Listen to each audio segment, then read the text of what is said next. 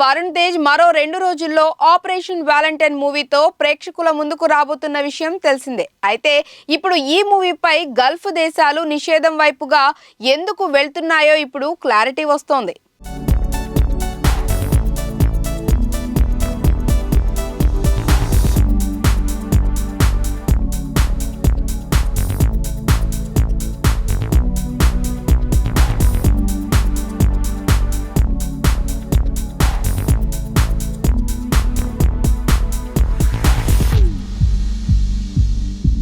Indian air force నేపథ్యంలో తెరకెక్కిన operation Valentine సినిమాలో పవర్ఫుల్ వైమానిక దళ అధికారిగా వరుణ్ కనిపించనున్నారు. హై డోస్ యాక్షన్ విజువల్స్ ఉన్న ట్రైలర్ మూవీపై మరింత బజ్ క్రియేట్ చేసింది. మార్చి 1వ తేదీన ఈ సినిమా రిలీజ్ కానుంది. అయితే భారత రక్షణ వ్యవస్థకు సంబంధించిన వాస్తవిక సంఘటనల ఆధారంగా సినిమా తెరకెక్కించాలనుకుంటే పొందాల్సిన అన్ని అనుమతులు రక్షణ శాఖ నుంచి ఆపరేషన్ వాలంటైన్ మేకర్స్ తీసుకున్నారు. ఇప్పటి వరకు పుల్వామా దాడి ఆధారంగా 16 మూవీ స్క్రిప్ట్లు రాగా వరుణ్ సినిమాకు మాత్రమే పర్మిషన్ దక్కింది.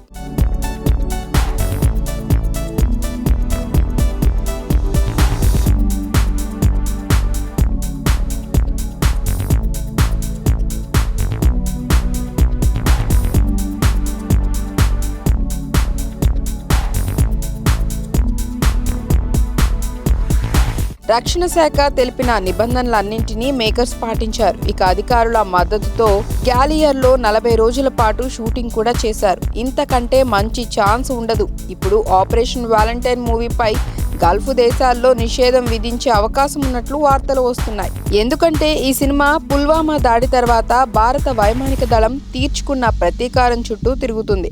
సాధారణంగా పాకిస్తాన్ను యాంటీగా చూపించే చిత్రాలను గల్ఫ్ దేశాలు ప్రోత్సహించవు, ప్రదర్శించవు.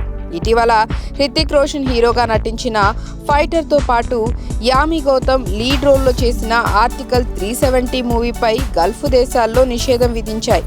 ఈ 2 సినిమాలు కూడా బాలాకోట్ దాడులను ప్రస్తావించినందుకే నిషేధాన్ని ఎదుర్కొన్నాయి.